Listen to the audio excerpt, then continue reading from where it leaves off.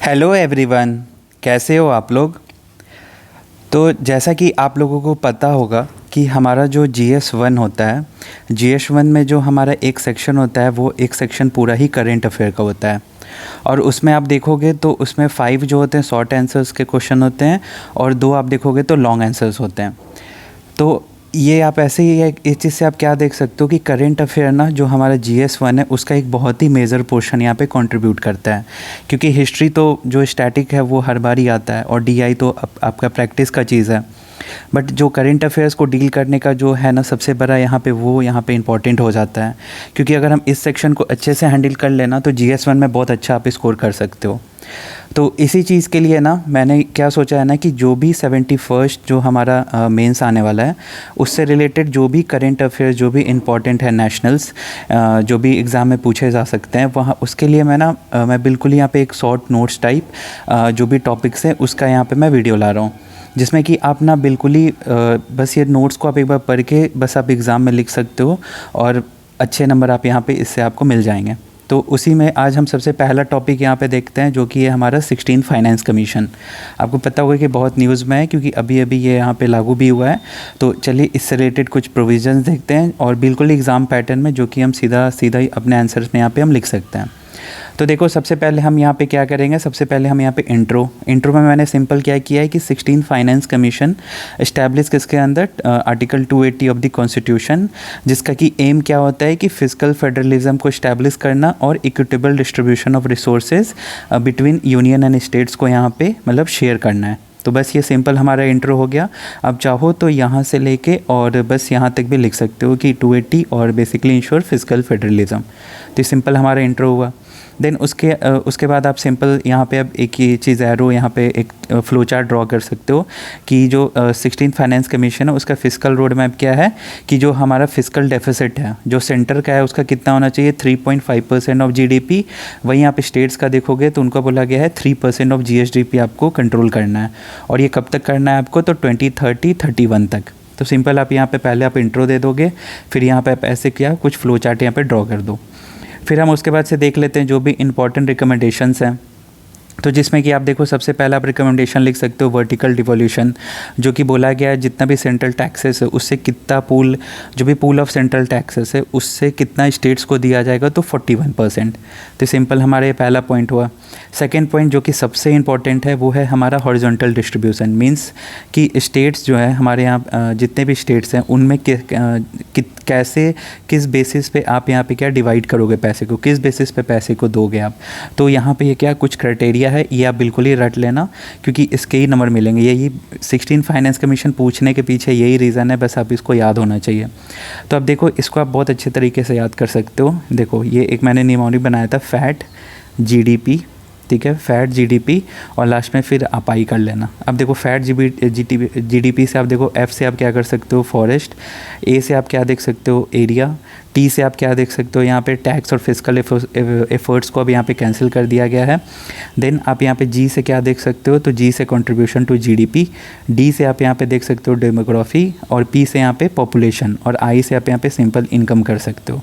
तो simple mnemonics है fat GDP और सिंपल आप एक I, इसको आप ऐसे याद रख सकते हो फैट GDP I।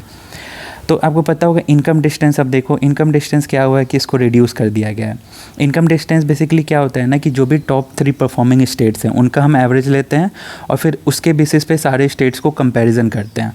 तो अगर तो कोई भी जो भी लैक होता है उसको हम क्या करते हैं फिर उसके अकॉर्डिंग यहाँ पे क्या उतना हम यहाँ पे उनको पैसा प्रोवाइड करते हैं। तो उस क्राइटेरिया को देखो यहाँ पे क्या रिड्यूस कर दिया गया है।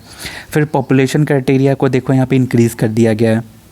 डेमोग्राफिक परफॉर्मेंस को भी यहाँ पे क्या डिक्रीज़ कर दिया गया। डेमोग्राफिक परफॉर्मेंस मीन्स कौन से स्टेट्स ने अच्छा यहाँ पे डेमोग्राफिक कंट्रोल किया है, बट देखो उसको यहाँ पे डिक्रीज़ कर दिया गया है। अब इसके पीछे उन्होंने रीज़न क्या दिया है कि जो है ना जो भी स्टेट्स है जो ज़्यादा डेमोग्राफिक कंट्रोल करे वो क्या हो रहा है अब ओल्ड मतलब कि एल्डर वहाँ पे पॉपुलेशन ज़्यादा हो रहे हैं। तो इसलिए अब क्या इस चीज़ को वो लोग क्या यहाँ पे मतलब एक तरह से निगेटिव यहाँ पे देख रहे हैं। फिर देखो एरिया कितना है उसके बेसिस पे 10%, फॉरेस्ट देखोगे तो 10%, टैक्स को एफर्ट्स को यहाँ पे हटा ही दिया गया है और कंट्रीब्यूशन को कितना 10%। तो अब देखो ये सारा जो है ना ये सारा 10% है। सिर्फ आपको याद क्या करना है यहाँ पे, तो इनकम डिस्टेंस आप याद कर सकते हो जो कि 42.5% है और पॉपुलेशन देखोगे तो 17.5%। तो बस ये हमारा यहाँ पे क्या हो गया, क्राइटेरिया हो गया और इसको बिल्कुल ही रट लेना। देन अब हम अगला यहाँ पे देखते हैं रिकमेंडेशन। तो अब देखो लोकल बॉडीज़ के लिए यहाँ पे रिकमेंडेशन क्या दिया गया है। तो सबसे पहले आप ये बहुत अच्छा लिख सकते हो, अर्बनाइजेशन प्रीमियम ग्रांट।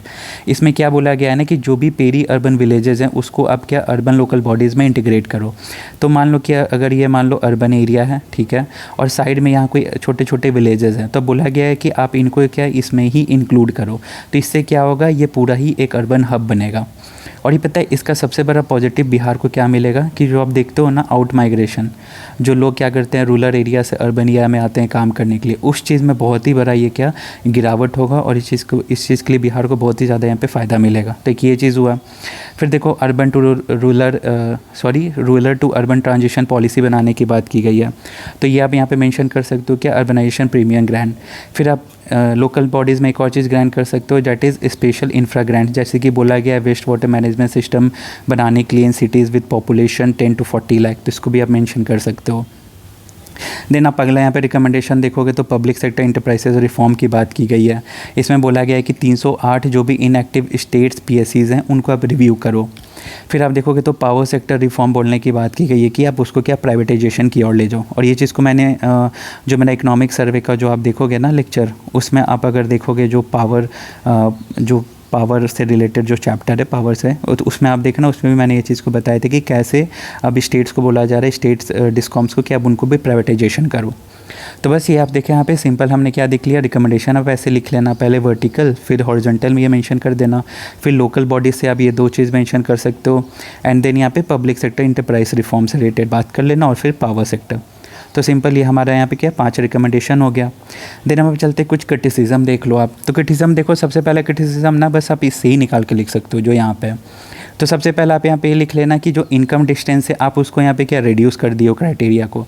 तो इससे क्या होगा, जो स्टेट कमज़ोर है वो और क्या कमज़ोर होगा। तो इससे क्या इक्विटी को क्या आप कर रहे हो, वीकन कर रहे हो स्टेट्स के अमंग।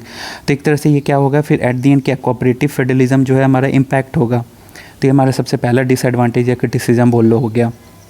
देन आप सेकंड देखो, आप यहाँ पे पॉपुलेशन क्राइटेरिया को क्या कर रहे हो, उसको आप यहाँ पे फर्दर इंक्रीज़ कर दियो। यहाँ पे आप देखो पॉपुलेशन क्राइटेरिया फर्दर इंक्रीज़ कर दियो। तो इट मीन्स जो हमारा साउदर्न वर्सेस नॉर्दर्न स्टेट्स का डिबेट चलता है वो और यहाँ पे उसको एक तरह से फ्यूल मिलेगा, क्योंकि आपको पता होगा कि साउदर्न स्टेट्स ने अपने पॉपुलेशन कंट्रोल के लिए बहुत अच्छा काम किया था और एक समय था जब आपने ही इस चीज़ को प्रमोट किया था, अब आप ही इस चीज़ को यहाँ पर फिर मतलब कि अगेंस्ट हो रहे हो। तो एक तरह से क्या इसको यहाँ पर डिबेट मिलेगा। तो ये फिर यूनिटी के लिए एक अच्छी बात नहीं है। वैसे ही साउदर्न स्टेट्स के जितने लोग हैं वो नॉर्दर्न स्टेट्स को हमेशा बोलते हैं कि उनको ज़्यादा ही यहाँ पे एक तरह से इंडिया उनको ही माना जाता है। तो ये डिबेट को फिर एक इशू मिलेगा। तो ये सेकंड हमारा यहाँ पे क्या डिमेरिट हुआ। देन आप थर्ड देखोगे तो वर्टिकल डिवोल्यूशन, स्टेट्स लोगों ने बोला था कि हमें 50% आप शेयर दो, बट वो जो वर्टिकल डिवोल्यूशन है वो 41% पे यहाँ पे सेम रहा, जो कि 15 फाइनेंस कमीशन का भी था। तो एक तरह से जो ये क्या होगा, ये फेडरलिज्म अफेक्ट होगा हमारा, क्योंकि फेडरलिज्म क्या है, स्टेट्स और सेंटर साथ में काम कर रहे हैं। बट कहीं ना कहीं इससे क्या स्टेट्स जो है होते हैं वो सेंटर से फिर यहाँ पर वही पॉलिटिकल इशूज़, फिर इससे एट दी एंड क्या होगा, एट दी हम देखोगे तो डेवलपमेंट पे इफेक्ट होगा। डेवलपमेंट पे इफेक्ट होगा, जो कॉमन पीपल हैं उनको यहाँ पे क्या इसका एक तरह से इफेक्ट जो है झेलना पड़ता है। तो ये चीज़ हो गया। देन आप फोर्थ देखो कैसे ओवर सेंट्रलाइजेशन क्या हो रहा है कि अब जो भी यहाँ पे ग्रांट्स दिए जा रहे हैं वो बेसिकली क्या टाइट ग्रांट्स है। मीन्स कि ऐसा हो गया कि अगर आप एक काम करोगे तो ही हम आपको पैसे देंगे, ऐसा चीज़ हो गया है। ये ऐसा नहीं है कि अब हम आपको पैसे दे रहे हैं आप कुछ भी कर लो, नहीं। अगर आप टाइट ग्रांट्स हो गया मतलब कि हम आपको दे रहे हैं, अगर आप एक काम करोगे तो पैसे मिलेगा, बी करोगे तो मिलेगा, इस तरह से हुआ। तो इससे क्या हो रहा है, इससे क्या हो रहा है कि जो है ना हमारा जो है लिमिट हो जा रहा है स्टेट्स का फ्लेक्सिबिलिटी। अब उनको क्या किसी पर्टिकुलर डायरेक्शन में ही काम करना पड़ेगा तभी वो पैसे मिलेंगे। तो इससे क्या लोकल इश्यूज़ कहीं ना कहीं एड्रेस नहीं हो रहे हैं, तो ओवर सेंट्रलाइजेशन हो रहा है।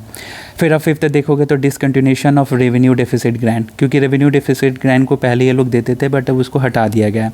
तो इससे कहीं ना कहीं जो स्मॉलर स्टेट्स हैं उनके यहाँ पे ग्रोथ को यहाँ पे हिंड्रेंस हो रहा है। तो ये क्या आप यहाँ पे फिफ्थ पॉइंट लिख सकते हो। देन ये हमारा क्या हो गया, हमने देख लिया 5 क्रिटिसिज्म देख लिया। फिर हम इसी से रिलेटेड यहाँ पे देख लेते हैं वे फॉरवर्ड। अब देखो वे फॉरवर्ड में सिंपल आप क्या ये लिख सकते हो कि जैसे आप क्लाइमेट फाइनेंस को इसमें इंटीग्रेट करो, देन आप इक्विटी और एफिशिएंसी को बैलेंस करके चलो, नेशनल इशूज़ पे आप फोकस रखो। फिर आप देखो यहाँ पे जो भी क्राइटेरिया है आपको उसको मोर इंक्लूसिव बनाओ, मोर स्टेट्स का आप यहाँ पे बात सुनो। ये सब यहाँ पे बातें आप एक तरह से क्या वे फॉरवर्ड में बोल सकते हो। और फिर यहाँ पे आप देखोगे तो एट द एंड आप क्या ऐसे एज अ कोट यहाँ पे मेंशन कर सकते हो कि finance commission should act as a mediator and facilitator promoting dialogue to balance national priorities with regional needs. तो इस तरह से आप बहुत अच्छे तरीके से इसको क्या कंक्लूड कर सकते हो। तो हमने बस 10 मिनट में हमने क्या एक टॉपिक देख लिया जो कि क्या 16 फाइनेंस कमीशन से था। हमने इंट्रो देख लिया, रिकमेंडेशंस देख लिए, फिर हमने यहाँ पे क्या क्रिटिसिजम्स भी देख लिया, और फिर हमने क्या यहाँ पे वे फॉरवर्ड और फिर यहाँ पे कंक्लूडिंग स्टेट्समेंट देख लिया। सो बस आज पहला में हम टॉपिक्स में ये रखते हैं 16 फाइनेंस कमीशन, फिर मिलते हैं अगले टॉपिक के साथ। So thank you for watching.